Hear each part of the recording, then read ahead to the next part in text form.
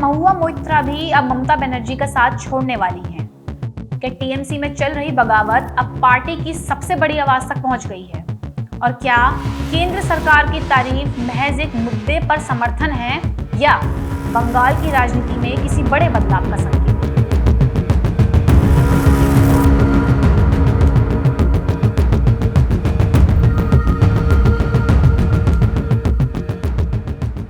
नमस्कार, मैं हूं जानसी और आप देख रहे हैं डायनामाइट न्यूज। चलिए समझते हैं क्या है पूरा मामला।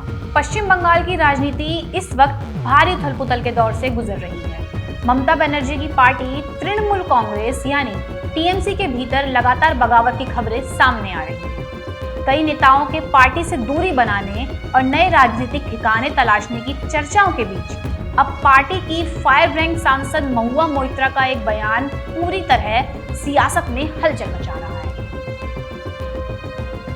महुआ मोइत्रा, जो आमतौर पर केंद्र सरकार और बीजेपी पर तीखे हमलों के लिए जानी जाती हैं, इस बार उन्होंने रक्षा मंत्री राजनाथ सिंह की खुलकर तारीफ की है। महुआ ने सोशल मीडिया प्लेटफॉर्म एक्स पर राजनाथ सिंह को धन्यवाद देते हुए लिखा कि सेना के दिव्यांग जवानों की डिसेबिलिटी पेंशन पर इनकम टैक्स एक्सेम्पशन जारी रखने का फैसला सराहनीय है। उन्होंने यह भी कहा कि उम्मीद है कि वित्त मंत्रालय भी इसी संवेदनशीलता के साथ आगे बढ़ेगा। अब सवाल ये उठ रहा है कि आखिर ऐसा क्या हुआ कि महुआ मोइत्रा, जो अब तक केंद्र की कट्टर आलोचक रही हैं, अचानक सरकार के फैसले की तारीफ करने लगी। और सबसे बड़ा सवाल, क्या ये सिर्फ एक नीति का समर्थन है या टीएमसी के भीतर चल रही टूट का कोई बड़ा संकेत? दरअसल पूरा विवाद आर्म्ड फोर्स डिसेबिलिटी पेंशन से जुड़ा हुआ है। दशकों से यह व्यवस्था चली आ रही है।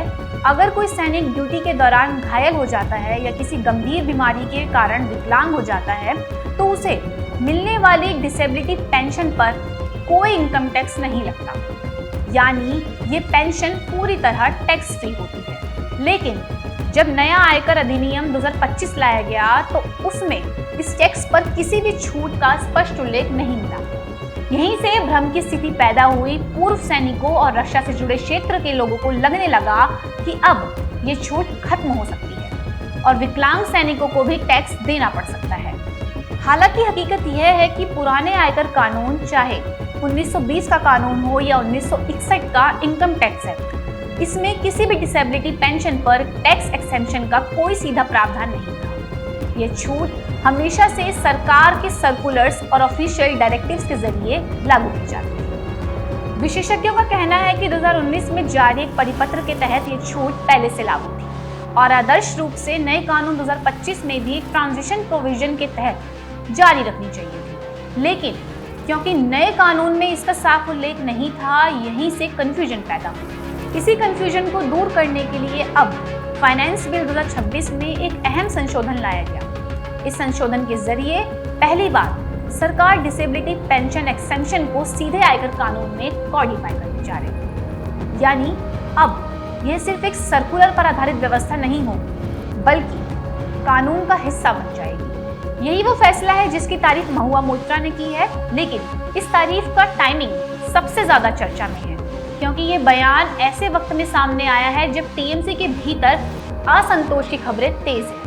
कई नेताओं के पार्टी छोड़ने की चर्चाएं हो रही हैं और विपक्षी दल लगातार दावा कर रहा है कि बंगाल की राजनीति में बड़ा फेरबदल हो सकता है।